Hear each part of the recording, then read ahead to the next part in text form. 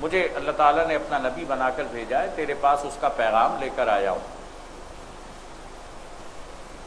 ایک کلمہ لے کر آیا ہوں، لا الہ الا اللہ محمد الرسول اللہ۔ اس ایک کلمے کو قبول کر لو، عرب اور عجم تمہارے زیر نگی ہو جائیں گے۔ وہ سردار نہیں، زردار تھا، دولت کا پجاری۔ کہنے لگا کعبے کے پردے پھٹ جائیں، نعوذ باللہ، اللہ تعالیٰ نے ایسا نبی بنا کے بھیج دیا جس کے پاس اپنا گھوڑا بھی موجود نہیں ہے، میرے پاس پیدل چل کر آئے ہو۔ اگر لشکر کے ساتھ آتے، اگر مال کے ساتھ آتے، اگر دولت کے ساتھ آتے، اگر کر و فر کے ساتھ آتے، تمہاری بات کو سن لیتا۔ تم تو بے حیثیت آدمی، مجھ سے کیا بات کر رہے ہو؟ پہلے نے مسترد کیا، دوسرے کے پاس پہنچے، یہی دعوت دی، یہی پیغام دیا۔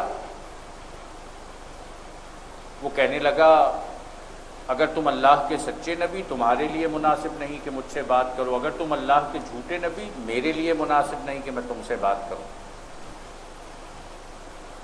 تیسرے سردار کے پاس پہنچے، اس کو دعوت دی۔ تیسرا سردار کہنے لگا پہلے معاملہ طے کرو کہ جب اقتدار تمہیں ملے گا تو میرا کیا حصہ ہوگا۔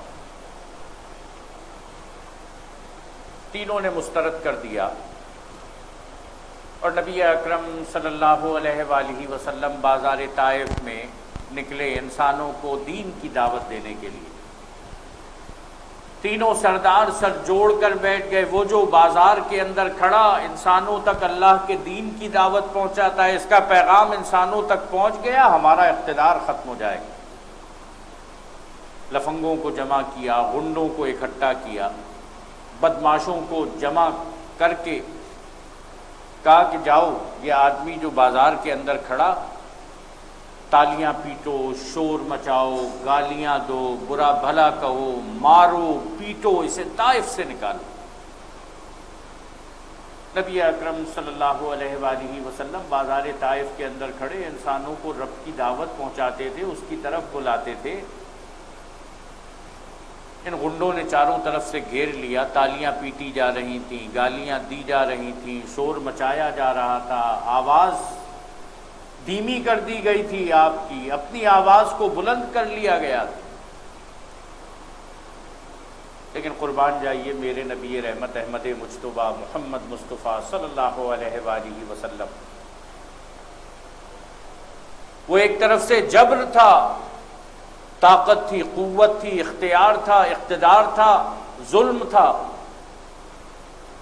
اور دوسری طرف پوری شیطانیت کے مقابلے میں ڈٹا ہوا آمنہ کا لال احمد مجتبیٰ محمد مصطفیٰ صلی اللہ علیہ وآلہ وسلم۔ اکیلا تھا، تنہا تھا، لیکن ماتھے پہ چمک تھی، ہونٹوں پہ مسکراہٹ تھی، اور زبان پر الفاظ تھے، اے میرے پروردگار انہیں معاف فرما دے، یہ مجھے جانتے نہیں ہیں۔ ہے کوئی جو گالیاں دینے والوں کے حق میں بھی اس طرح دعا کیا کرتا ہو؟ رحمت للعالمین۔ لیکن شیطان جھنجلا گیا، دیکھتے ہی دیکھتے ہاتھوں میں پتھر آئے اور چاروں طرف سے پتھر برس رہے تھے۔ آمنہ کا لال اکیلا تنہا ان کے درمیان کھڑا، جسم خون آلود ہو رہا تھا، پتھر تاک تاک کے ٹخنوں پہ مارے جا رہے تھے، آپ کے جسم سے بہت خون بہا، اور یہ کیفیت ہوئی کہ کئی دن کا سفر تھا، سفر کی تکان تھی، بھوک تھی، پیاس تھی، کمزوری تھی، چکر آیا، غش کھا کے زمین پر گرے، چہرے پہ پانی ڈالا گیا، بغلوں میں ہاتھ دیا گیا، اٹھا کر کھڑا کیا گیا، تضحیک تھا، مذاق تھا، وہی کہو جو تم کہہ رہے تھے۔ اللہ کے رسول صلی اللہ علیہ وآلہ وسلم توحید کا پیغام دیتے ہوئے طائف سے باہر نکلے، اور طائف سے باہر نکل کر ایک باغ میں پناہ لی۔ جوتوں میں اتنا خون جمع ہوا تھا کہ جوتے بدن سے چپک کر رہ گئے۔ وضو کے لیے جوتے اتارنا چاہتے تھے، جوتے اتارنا مشکل تھا، بڑی مشکل سے جوتے اتارے، وضو کیا، 2 رکعت نماز پڑھی، اپنے رب کے آگے ہاتھ پھیلا دیے، اے میرے اللہ کس کے حوالے کرتا ہے؟ جو مجھے جانتے نہیں، جو مجھے پہچانتے نہیں، جو میرے مقام سے واقف نہیں۔ اور اے میرے اللہ میں تیرے چہرے کے نور کی پناہ چاہتا ہوں اس بات سے کہ لوگوں میں سے میری ہوا اکھڑ جائے، لیکن اے میرے مالک تیرے بندے کے ساتھ جو ہوا ہے تو نے دیکھا ہے، اگر تو اس پر راضی ہوتا ہے تو پروردگار میں بھی اس پر راضی ہوتا۔ کیسی عظیم الشان دعا ہے، بندہ تو تیری رضا کے لیے نکلا ہے، تو اس طرح راضی ہوتا ہے، میں تجھے اس طرح راضی کرنے کے لیے تیار۔ کیسی عظیم الشان دعا۔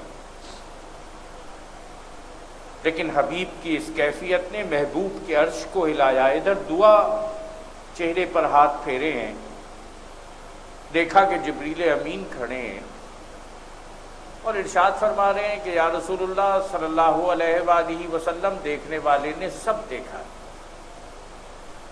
میرے ساتھ ملک الجبال پہاڑوں کا فرشتہ بھیجا ہے، آپ اشارہ کیجئے طائف کے اطراف میں موجود پہاڑوں کو ملایا جائے، طائف والوں کو پیس کر ہلاک کر دیا جائے، صفحہ ہستی سے نابود کیا جائے، تاریخ سے ان کا نام مٹایا جائے۔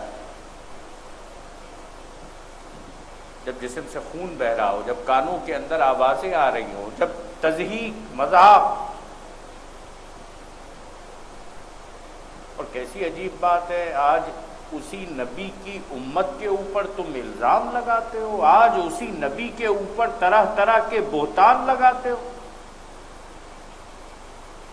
اور میں پوری انسانی تاریخ کا مطالعہ کرتا رہا، کسی جگہ کسی نبی کو اختیار نہیں دیا گیا، لیکن یہاں کہا گیا کہ اے نبی تم اشارہ کرو تو طائف کے اطراف میں موجود پہاڑوں کو ملا دیا جائے، طائف والوں کو پیس کر ہلاک کر دیا جائے، قربان جائیے۔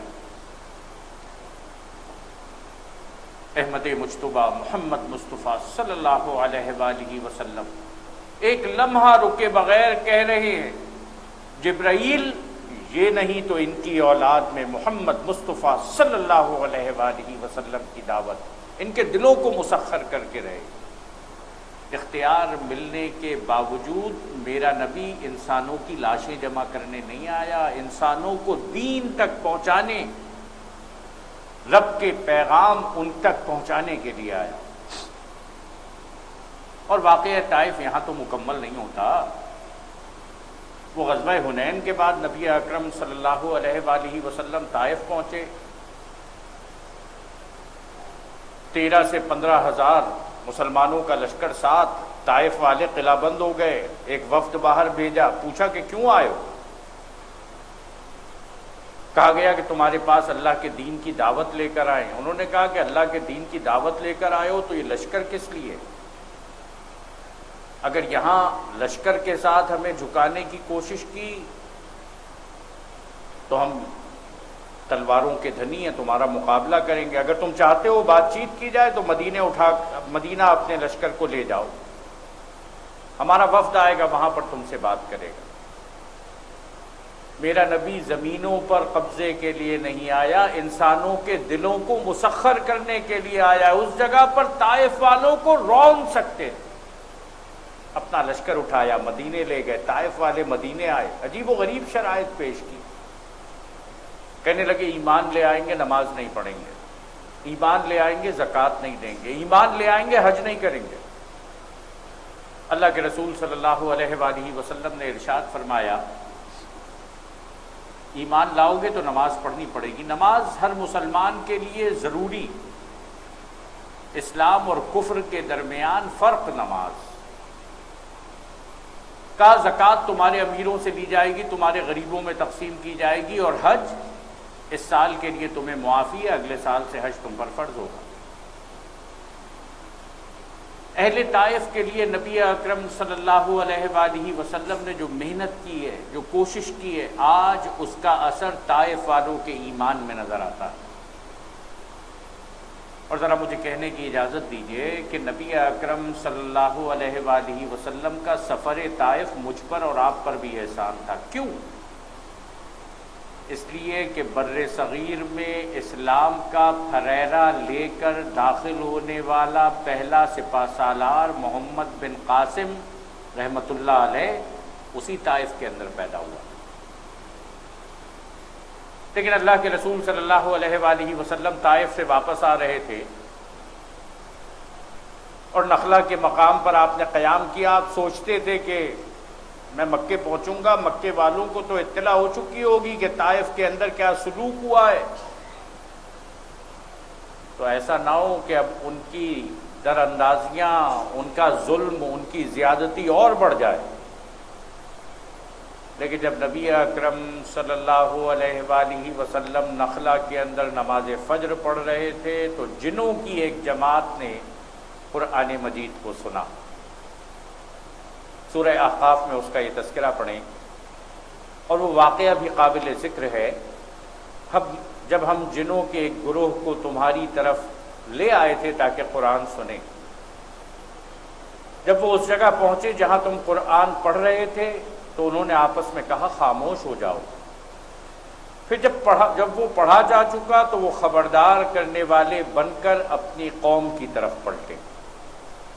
یہ جن ایمان لے آئے اور انہوں نے اپنی قوم کی طرف جانے کے بعد وہاں پر لوگوں کو، جنوں کو دین کی طرف بلانا شروع کیا. انہوں نے جا کر کہا اے ہماری قوم کے لوگوں، ہم نے ایک کتاب سنی ہے جو موسیٰ علیہ السلام کے بعد نازل کی گئی ہے، تصدیق کرنے والی ہے، اپنے سے پہلے آئی ہوئی کتابوں کی رہنمائی کرتی ہے حق اور راہ راست کی طرف. اے ہماری قوم کے لوگوں، اللہ کی طرف بلانے والے کی دعوت قبول کر لو اور اس پر ایمان لے آؤ. اللہ تمہارے گناہوں سے درگزر فرمائے گا اور تمہیں عذاب علیم، دردناک عذاب سے بچا دے گا. اور جو کوئی اللہ کے داعی کی بات نہ مانے وہ نہ زمین میں خود کوئی بلبوتا رکھتا ہے کہ اللہ کو زج کر دے، اور نہ اس کے کوئی ایسے حامی و سرپرست ہیں کہ اللہ سے اس کو بچا لیں. ایسے لوگ کھلی گمراہی میں پڑے ہوئے ہیں. نبی اکرم صلی اللہ علیہ وآلہ وسلم کو یہ سہارا دیا گیا، بتایا گیا کہ اگر یہ ایمان لانے کے لیے مکے کے کافر تیار نہیں ہوتے تو فکر نہ کرو، اللہ تعالیٰ تو جنوں کو بھی تمہارے پاس بھیج سکتا ہے جو تمہاری بات کو قبول کریں گے، تسلیم کریں گے، اللہ پر ایمان لے کر آئیں گے. کیا ان لوگوں کو یہ سجھائی نہیں دیتا کہ جس خدا نے یہ زمین اور آسمان پیدا کیے ہیں اور ان کو بناتے ہوئے جو نہ تھکا، وہ ضرور اس پر قادر ہے کہ مردوں کو جلا اٹھائے؟ کیوں نہیں، یقیناً وہ ہر چیز کی قدرت رکھتا ہے. جس روز یہ کافر آگ کے سامنے لائے جائیں گے، اس وقت ان سے پوچھا جائے گا کیا یہ حق نہیں ہے؟ یہ کہیں گے ہاں ہمارے رب کی قسم یہ واقعی حق ہے. اللہ فرمائے گا اچھا تو اب عذاب کا مزہ چکھو اپنے اس انکار کی پاداش میں جو تم کرتے رہے تھے. بس اے نبی صبر کرو، جس طرح اولو العزم رسولوں نے صبر کیا ہے، اور ان کے معاملے میں جلدی نہ کرو. جس روز یہ لوگ اس چیز کو دیکھ لیں گے جس کا انہیں خوف دلایا جا رہا ہے تو انہیں یوں معلوم ہوگا جیسے دنیا میں دن کی ایک گھڑی بھر سے زیادہ نہیں رہے. بات پہنچا دی گئی. اب کیا نافرمان لوگوں کے سوا اور کوئی ہلاک ہوگا؟ سورہ احقاف یہاں مکمل ہوتی ہے اور اب قرآن مجید کی سورت سورہ محمد صلی اللہ علیہ وآلہ وسلم. اس سورت کو سورہ قتال بھی کہا جاتا ہے. حوامیم کا سلسلہ سورہ احقاف پر مکمل ہوتا ہے اور سورہ محمد مدنی سورت ہے. نبی اکرم صلی اللہ علیہ وآلہ وسلم پر مدینہ منورہ میں نازل فرمائی گئی اور اس کے نزول کے بارے میں یہ بات کہی جاتی ہے کہ یہ سورہ انفال کے بعد نازل فرمائی گئی. اس سورت میں اللہ تعالیٰ نے حق و باطل کے مارکے، جہاد کا تذکرہ کیا ہے، قتال کا تذکرہ کیا ہے. اللہ کے نام سے جو بے انتہا مہربان اور رحم فرمانے والا ہے. جن لوگوں نے کفر کیا اور اللہ کے راستے سے روکا، اللہ نے ان کے اعمال کو رائیگاں کر دیا. اور جو لوگ ایمان لائے اور جنہوں نے نیک عمل کیے اور اس چیز کو مان لیا جو محمد صلی اللہ علیہ وآلہ وسلم پر نازل ہوئی ہے اور ہے وہ سراسر حق ان کے رب کی طرف سے، اللہ نے ان کی برائیاں ان سے دور کر دیں اور ان کا حال درست کر دیا۔ جو ایمان لائے ان کی برائیاں ان سے دور کر دیں، ان کا حال بہتر کر دیا۔ یہ اس لیے کہ کفر کرنے والوں نے باطل کی پیروی کی اور ایمان لانے والوں نے اس حق کی پیروی کی جو ان کے رب کی طرف سے آیا ہے۔ اس طرح اللہ لوگوں کو ان کی ٹھیک ٹھیک حیثیت بتائے دیتا ہے۔ پس جب ان کافروں سے تمہاری مٹبھیڑ ہو تو پہلا کام گردنیں مارنا۔ اللہ تعالیٰ جہاد کا طریقہ بھی اہل ایمان کو سکھا رہا ہے۔ جب ان کافروں سے تمہاری مٹبھیڑ ہو تو پہلا کام گردنیں مارنا ہے، یہاں تک کہ جب تم ان کو اچھی طرح کچل دو تب قیدیوں کو مضبوط باندھو۔ اس کے بعد تمہیں اختیار ہے احسان کرو یا فدیے کا معاملہ کر لو تاکہ لڑائی اپنے ہتھیار ڈال دے۔ سورہ انفال کے اندر یہ بات کہی گئی تھی کہ کسی مومن کی کسی نبی کے لیے مناسب نہیں ہے کہ وہ اپنے دشمن کو اچھی طرح کچلے بغیر وہ جو قیدی ہیں ان کو رہا کرنے لگ جائے، لیکن یہاں پر ان آیات کے ذریعے اس بات کا اختیار دیا گیا کہ وہ اسلامی حکومت ان کے بارے میں کوئی فیصلہ بھی کر سکتی، قیدیوں کے بدلے قیدیوں کو رہا کرنا بھی جائز، قیدیوں سے کچھ فدیہ لے کر ان کو آزاد کرنا بھی جائز۔ اور نبی اکرم صلی اللہ علیہ وآلہ وسلم نے غزوہ بدر کے قیدیوں کے ساتھ یہ معاملہ کیا کہ جو 10 لوگوں کو لکھنا پڑھنا سکھا دے اس کو آزادی مل جائے گی۔ جو پیسے نہیں دے سکتا 10 لوگوں کو لکھنا پڑھنا سکھا دے۔ آج حیرت ہوتی ہے کہ جس امت پر پہلی وحی علم کے حصول کے لیے نازل فرمائی گئی، جس امت کے نبی نے اس طرح علم کا حصول اپنی امت کے لیے اس کی اہمیت دی، آج جہالت ہمارے اندر موجود ہے۔ لیکن اس معاملے میں اختیار دیا گیا احسان کرو یا فدیے کا معاملہ کر لو تاکہ لڑائی اپنے ہتھیار ڈال دے۔ یہ ہے تمہارے کرنے کا کام۔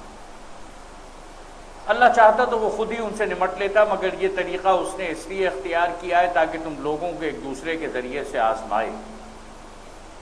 اور جو لوگ اللہ کی راہ میں مارے جائیں گے اللہ ان کے اعمال کو ہرگز ضائع نہ کرے گا۔ اللہ تعالیٰ اپنے راستے میں جان دینے والوں کی بڑی قدر فرماتا ہے۔ کہیں کہا گیا اپنی زبان پر بھی مت لانا کہ وہ مارے گئے، مر گئے، وہ زندہ ہیں، انہیں رزق دیا جاتا ہے، وہ ان کی رہنمائی فرمائے گا، ان کا حال درست کر دے گا اور ان کو اس جنت میں داخل کرے گا جس سے وہ ان کو واقف کرا چکا ہے۔ اے لوگو جو ایمان لائے ہو، اگر تم اللہ کی مدد کرو گے تو وہ تمہاری مدد کرے گا اور تمہارے قدم مضبوط جما دے گا۔ رہے وہ لوگ جنہوں نے کفر کیا ہے تو ان کے لیے ہلاکت ہے اور اللہ نے ان کے اعمال کو بھٹکا دیا کیونکہ انہوں نے اس چیز کو ناپسند کیا جسے اللہ نے نازل کیا ہے، لہذا اللہ نے ان کے اعمال ضائع کر دیے۔ کیا وہ زمین میں چلے پھرے نہ تھے کہ ان لوگوں کا انجام دیکھتے جو ان سے پہلے گزر چکے ہیں؟ اللہ نے ان کا سب کچھ ان پر الٹ دیا۔ ایسے ہی نتائج ان کافروں کے لیے مقدر ہے۔ یہ اس لیے کہ ایمان لانے والوں کا حامی و ناصر اللہ ہے اور کافروں کا حامی و ناصر کوئی نہیں۔ ایمان لانے والوں اور نیک عمل کرنے والوں کو اللہ ان جنتوں میں داخل کرے گا جن کے نیچے نہریں بہتی ہوں گی، اور کفر کرنے والے بس دنیا کی چند روزہ زندگی کے مزے لوٹ رہے ہیں، جانوروں کی طرح کھا پی رہے ہیں اور ان کا آخری ٹھکانہ جہنم ہے۔ اے نبی، کتنی ہی بستیاں ایسی گزر چکی ہیں جو تمہاری اس بستی سے بہت زیادہ زور آور تھیں جس نے تمہیں نکال دیا ہے۔ مکہ معظمہ والے ان سے بہت زیادہ زور آور لوگ دنیا میں گزر چکے ہیں، انہیں ہم نے اس طرح ہلاک کر دیا کہ کوئی ان کا بچانے والا نہ تھا۔ بھلا کہیں ایسا ہو سکتا ہے کہ جو اپنے رب کی طرف سے ایک صاف و صریح ہدایت پر ہو وہ ان لوگوں کی طرح ہو جائے جن کے لیے ان کا برا عمل خوشنما بنا دیا گیا ہے اور وہ اپنی خواہشات کے پیرو بن گئے۔ پرہیزگار لوگوں کے لیے جس جنت کا وعدہ کیا گیا ہے اس کی شان تو یہ ہے کہ اس میں نہریں بہہ رہی ہوں گی، نترے ہوئے پانی کی نہریں بہہ رہی ہوں گی، ایسے دودھ کی جس کے مزے میں ذرا فرق نہ آیا ہوگا، نہریں بہہ رہی ہوں گی ایسی شراب کی جو پینے والوں کے لیے لذیذ ہوگی، نہریں بہہ رہی ہوں گی صاف شفاف شہد کی، اس میں ان کے لیے ہر طرح کے پھل ہوں گے اور ان کے رب کی طرف سے بخشش۔ کیا وہ شخص جس کے حصے میں یہ جنت آنے والی ہے ان لوگوں کی طرح ہو سکتا ہے جو جہنم میں ہمیشہ رہیں گے اور جنہیں ایسا گرم پانی پلایا جائے گا جو ان کی آنتیں تک کاٹ دے گا؟ ان میں سے کچھ لوگ ایسے ہیں جو کان لگا کر تمہاری بات سنتے ہیں اور پھر جب تمہارے پاس سے نکلتے ہیں تو ان لوگوں سے جنہیں علم کی نعمت بخشی گئی ہے پوچھتے ہیں کہ ابھی ابھی انہوں نے کیا کہا تھا۔ یہ وہ لوگ ہیں جن کے دلوں پر اللہ نے ٹھپا لگا دیا ہے اور یہ اپنی خواہشات کے پیرو بنے ہوئے ہیں۔ منافقین کا تذکرہ رہے وہ لوگ جنہوں نے ہدایت پائی ہے، اللہ ان کو اور زیادہ ہدایت دیتا ہے اور انہیں ان کے حصے کا تقوی عطا فرماتا ہے۔ اب کیا یہ لوگ بس قیامت ہی کے منتظر ہیں کہ وہ اچانک ان پر آ جائے؟ اس کی علامات تو آ چکی ہیں، جب وہ خود آ جائے گی تو ان کے لیے نصیحت قبول کرنے کا کون سا موقع باقی رہ جائے گا؟ بس اے نبی خوب جان لو اللہ کے سوا کوئی عبادت کا مستحق نہیں ہے، اور معافی مانگو اپنے قصور کے لیے بھی اور مومن مردوں اور عورتوں کے لیے بھی۔ اللہ تمہاری سرگرمیوں کو بھی جانتا ہے اور تمہارے ٹھکانے سے بھی واقف ہے۔ جو لوگ ایمان لائے ہیں وہ کہہ رہے تھے کہ کوئی صورت کیوں نہیں نازل کی جاتی جس میں جنگ کا حکم دیا جائے۔ ایک زمانہ ایسا گزرا ہے کہ جب جنگ کا حکم نہ دیا گیا تھا تو وہ کہا کرتے تھے کہ پروردگار ہمارے بھی ہاتھ کھول دے، ہم بھی تلوار اٹھا سکیں، ہم اللہ کے دشمنوں کے مقابلے میں ڈٹ سکیں۔ مگر جب ایک محکم صورت نازل کر دی گئی جس میں جنگ کا ذکر تھا تو تم نے دیکھا کہ جن کے دلوں میں بیماری تھی وہ تمہاری طرف اس طرح دیکھ رہے ہیں جیسے کسی پر موت چھا گئی۔ افسوس ان کے حال پر، جب جنگ کا حکم دیا گیا تو ان کو لگا کہ جیسے اب تو موت ہمارے اوپر آ گئی۔ ان کی زبان پر ہے اطاعت کا اقرار اور اچھی اچھی باتیں، مگر جب قطعی حکم دیا گیا ہے اس وقت وہ اللہ سے اپنے عہد میں سچے نکلتے تو انہی کے لیے اچھا تھا۔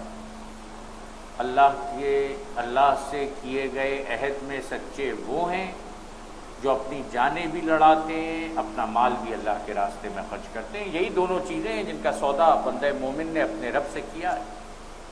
یہ کلمہ طیبہ کوئی زبان کی اچھی بات نہیں ہے کہ اللہ پر ایمان کا اقرار کریں لیکن بندگی کسی اور طاغوت کی کرتے رہیں، شیطان کے آگے سر جھکاتے رہیں، دنیا کے اندر انہی کے غلبے کو تسلیم کر لیں، انہی سے معاملات کو بنائیں۔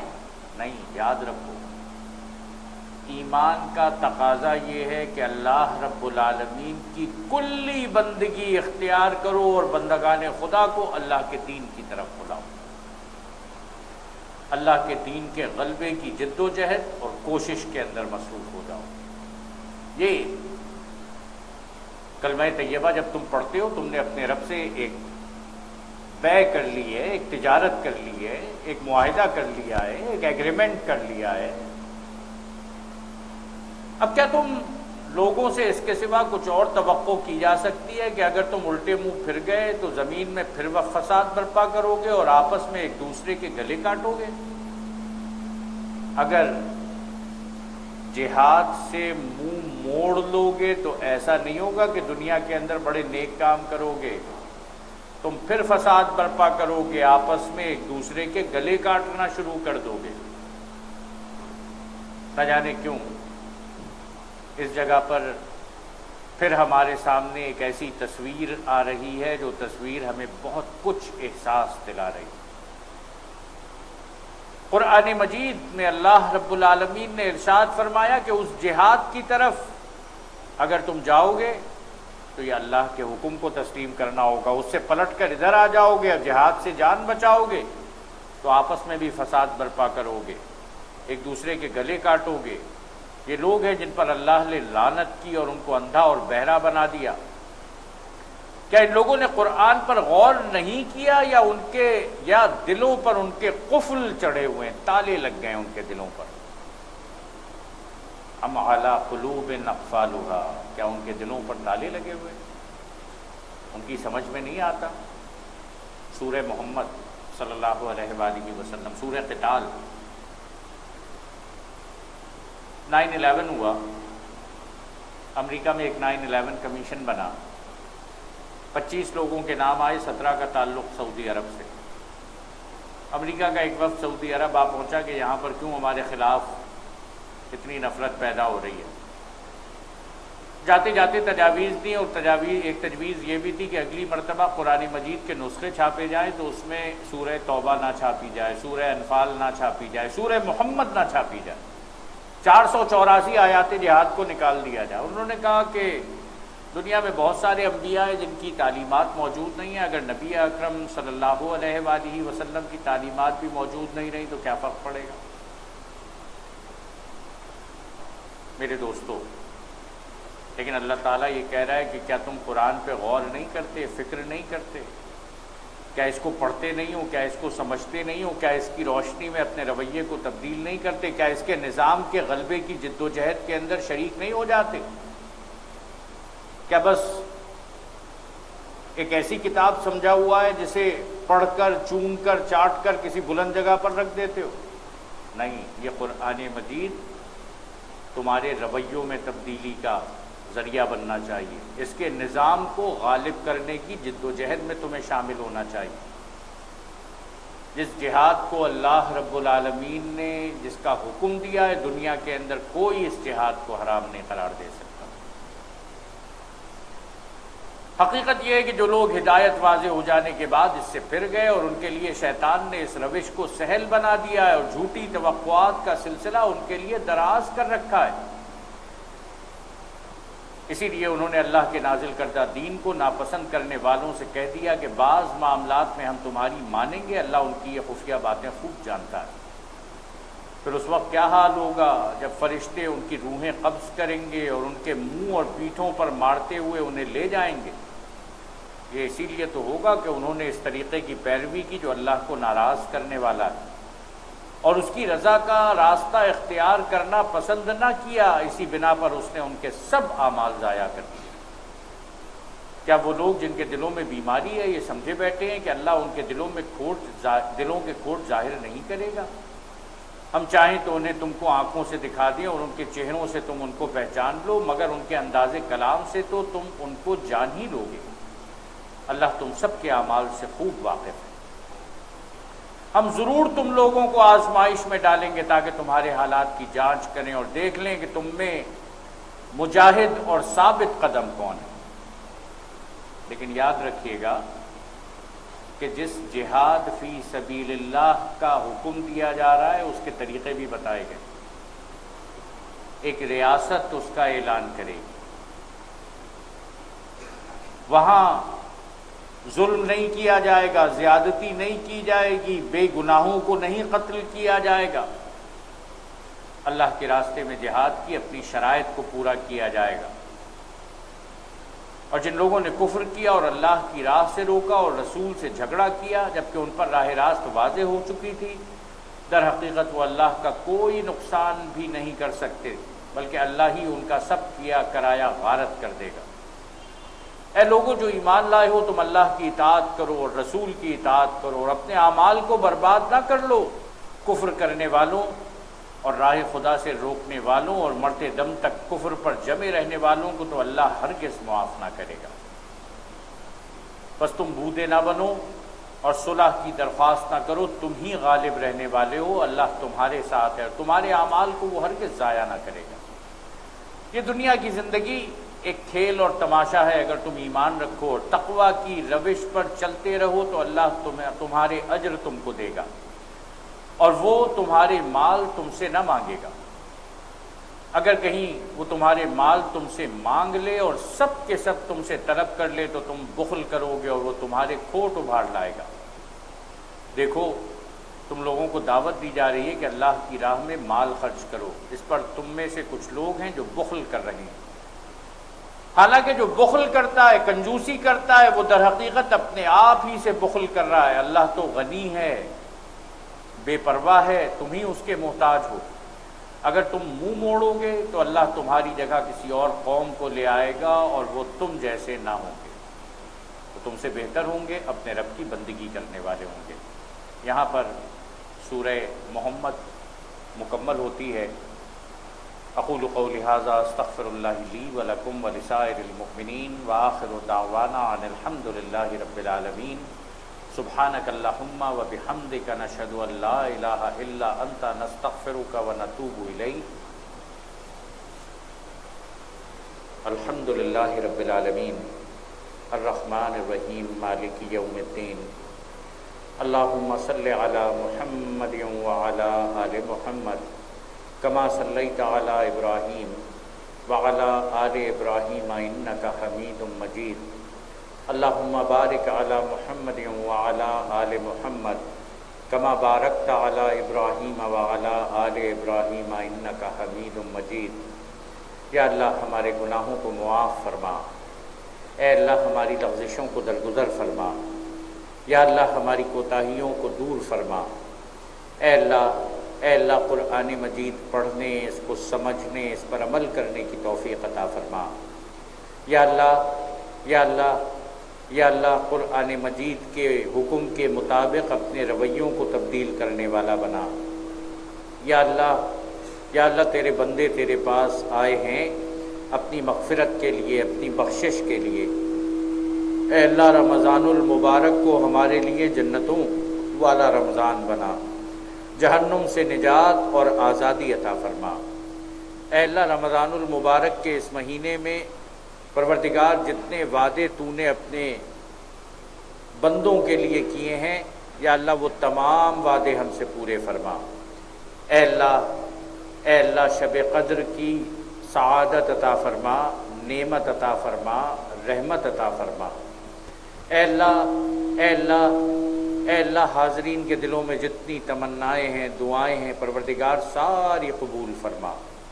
اے اللہ ہم تجھ سے مانگتے ہیں ہر وہ خیر جو نبی اکرم صلی اللہ علیہ وآلہ وسلم نے تجھ سے مانگا ہے، ہر اس شر سے پناہ تجھ سے چاہتے ہیں جس شر سے پناہ نبی اکرم صلی اللہ علیہ وآلہ وسلم نے تجھ سے مانگی ہے۔ اے اللہ زندگی دی ہے تو بندگی کی زندگی عطا فرما، نیکی کی زندگی عطا فرما۔ اے اللہ ہمیں نیکی کا حکم دینے والا بنا، برائی سے روکنے والا بنا۔ اے اللہ حق کے غلبے کی جد و جہد میں ہم سب کو شامل فرما۔ یا اللہ قرآن مجید کے نظام کا سایہ ہم کو عطا فرما، اور اے اللہ اس نظام کے غلبے کی جد و جہد میں ہم سب کو شامل فرما۔ اے اللہ تمام بیماروں کو شفائے کاملہ عاجلہ عطا فرما، تمام مقروضوں کے قرضے غیب سے ادا فرما، تمام پریشان حالوں کی پریشانیاں رفع فرما۔ جو بہنیں اور بیٹیاں گھروں پر بیٹھی ہیں مناسب بر عطا فرما۔ جن طالب علموں نے امتحان دیا ہے امتحانات میں کامیابی عطا فرما۔ اے اللہ جس کی کوئی اور مشکل پریشانی ہے، یا اللہ اس کی مشکل اور پریشانی دور فرما۔ اے اللہ تمام بے اولادوں کو اولاد صالحہ عطا فرما۔ اے اللہ جن کو اولاد دی ہے ان کی اولاد کو سعادت مند بنا، نیک بنا۔ اے اللہ ہمیں اپنے والدین کی خدمت کی توفیق عطا فرما۔ تیرے پاس پہنچ گئے ہیں تو پروردگار ان کی مغفرت فرما، ان کو جنت عطا فرما۔ اے اللہ تمام مرحومین کی مغفرت فرما، تمام مرحومین کی مغفرت فرما۔ اے اللہ یہ دنیا کی تمام مساجد میں جتنے معتکفین موجود ہیں، یا اللہ ان کے اعتکاف کو قبول فرما، ان کی دعاؤں کو قبول فرما۔ اے اللہ انہوں نے گھر کے آرام کو، آسائش کو چھوڑا، تیرے در پر آ کے پڑ گئے، تیرے محتاج، تیرے فقیر۔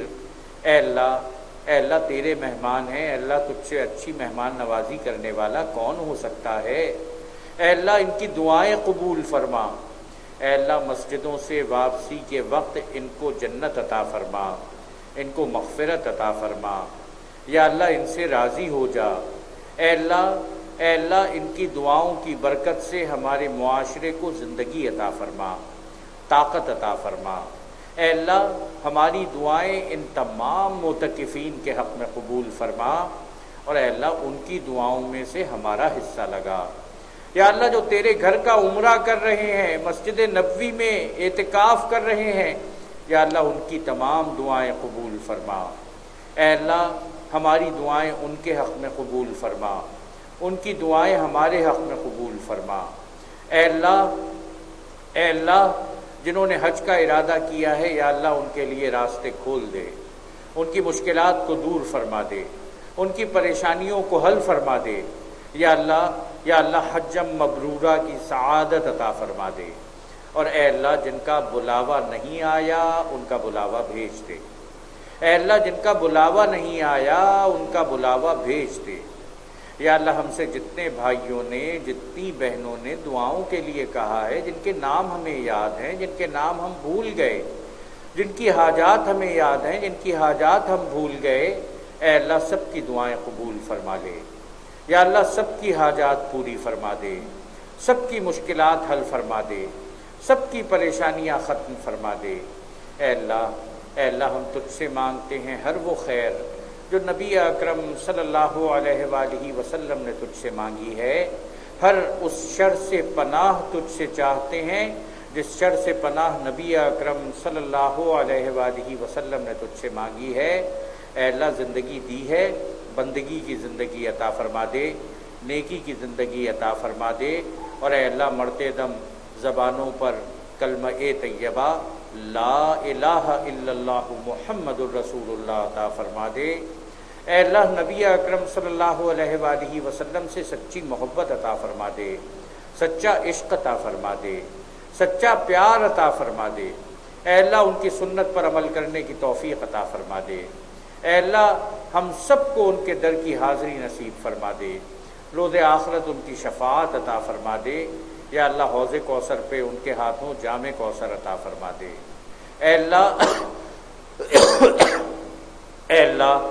اے اللہ ہماری اولاد کو قرآن و سنت پر عمل کرنے والا بنا دے، قرآن و سنت پر چلنے والا بنا دے۔ اے اللہ ہمارے گھروں میں قرآن و سنت کی روشنی اجالا پیدا فرما دے۔ اے اللہ جو مانگا ہے عطا فرما دے، جو سوچا تھا کہ مانگیں گے نہیں مانگ سکے، اے اللہ وہ بھی عطا فرما دے۔ اور اے اللہ جو تو جانتا ہے ہمیں مانگنا چاہیے تھا، ہمارے وہم و گمان میں نہ آیا، اے اللہ وہ بھی عطا فرما دے۔ اے اللہ خوب دعائیں مانگنے والا بنا دے، اور ہمیں مستجاب الدعوات بنا لے۔